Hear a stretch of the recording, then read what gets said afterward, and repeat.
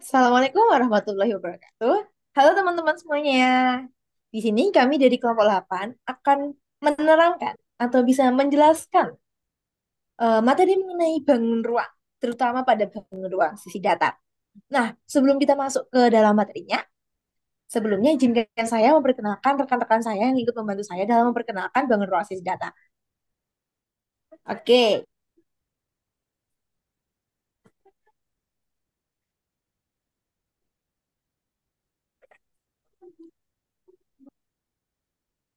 yang pertama ada Izati Mauren dengan NIM 238, kemudian ada Diki Ardiansyah dengan NIM 2550, dan terakhir ada saya sendiri, Salva Putri Clarita dengan NIM 239.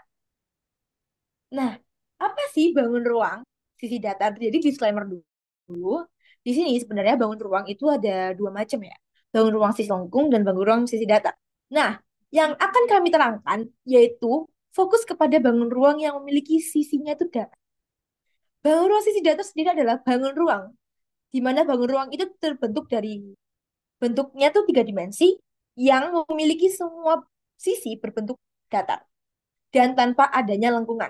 Oke, mungkin kalian udah bisa membayangkan mengenai bangun ruang sisi datar. Oke, kita next.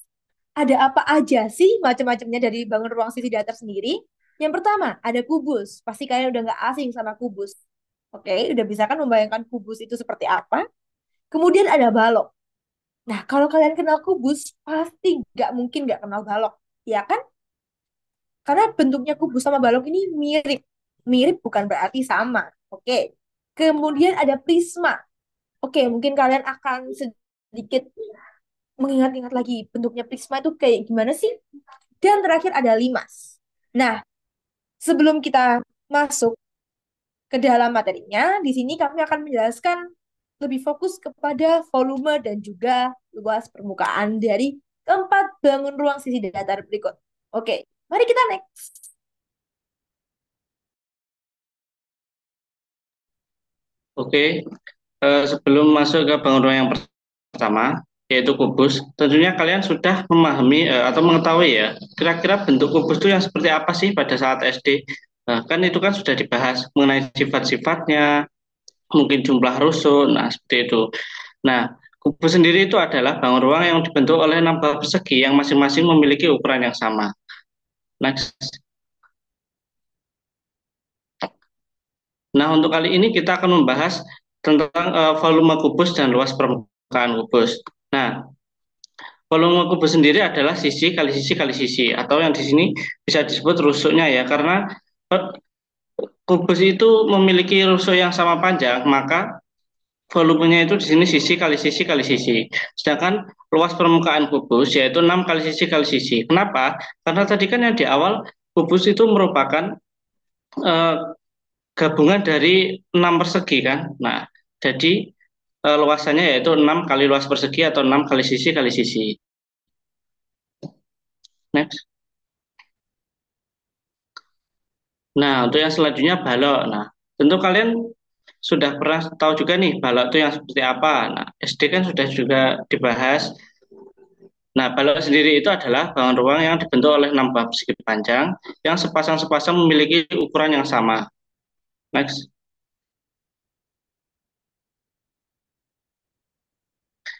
Nah, untuk volumenya sendiri, untuk balok yaitu di sini ada panjang kali lebar kali tinggi.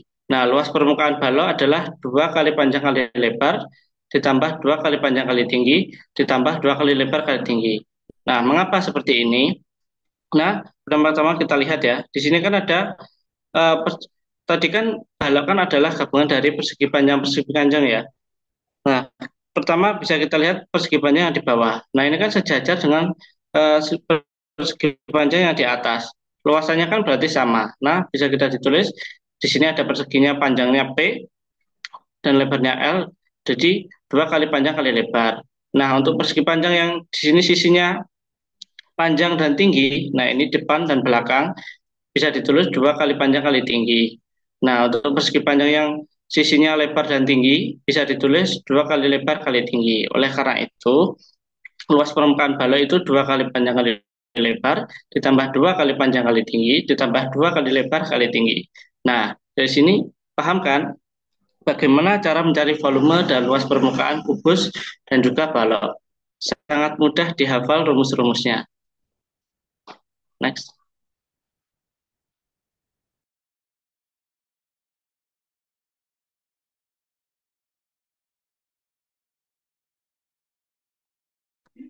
Oke, sekarang kita masuk kepada prisma.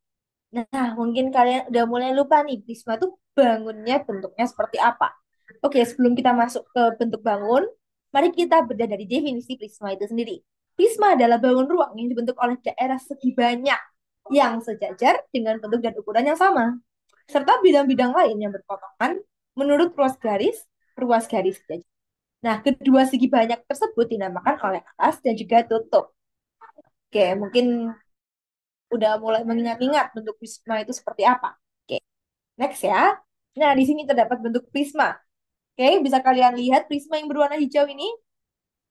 Mungkin banyak dari kalian yang akan berpikir prisma di depan layar kalian adalah prisma segi empat. Karena kita lihat bahwa prisma itu dilihat dari alasnya berbentuk segi empat.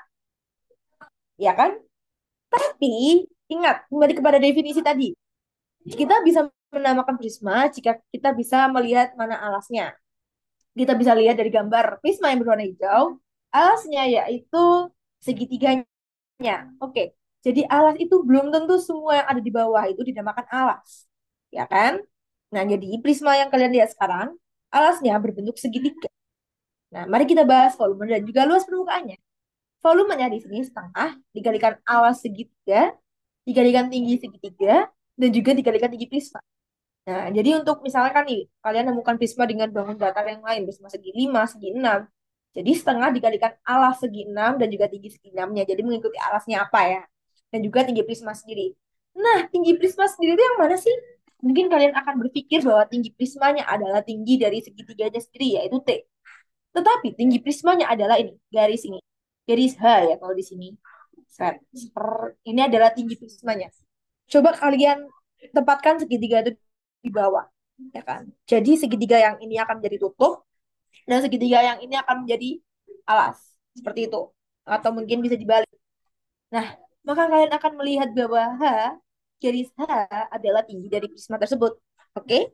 Nah, kemudian luas permukaan prisma sendiri. Luas permukaan prisma adalah 2 dikalikan setengah kali alas kali tinggi ditambah keliling dari segitiganya sendiri atau keliling dari alasnya apa dan juga dikalikan dengan tinggi dari prismanya sendiri. Oke, mungkin udah dapat gambaran mengenai prisma itu apa. Mungkin yang awalnya lupa, kalian sekarang menjadi ingat, oh prisma ini bentuknya kayak gini gitu. Ingat ya, mengikuti alas dan juga tutupnya sendiri. Oke?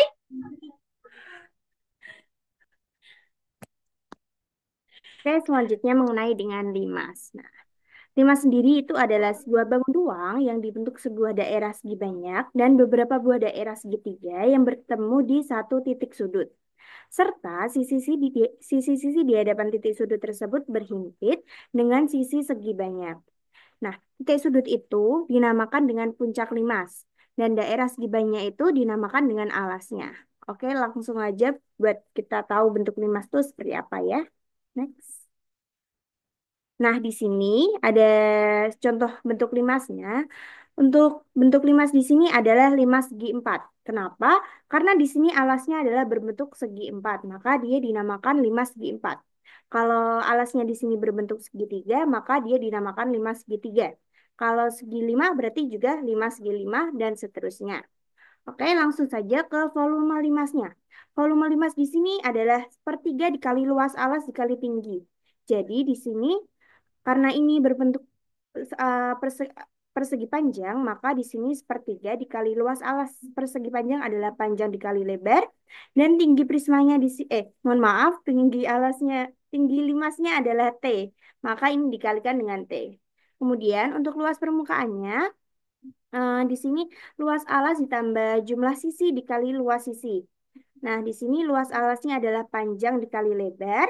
Untuk jumlah sisinya di sini jumlah sisi tegak ya. Jadi di sini ada 1, 2, 3, dan 4. Maka di sini 4 dikali luas sisinya. Luas sisi tegaknya ini. Di sini sisi tegaknya adalah segitiga, maka dia setengah dikali alas kali tinggi. Nah, di sini sudah diketahui untuk alas segitiga di sini adalah L dan untuk tinggi segitiganya adalah S, maka di sini 4 dikali setengah dikali L dikali S. Seperti itu.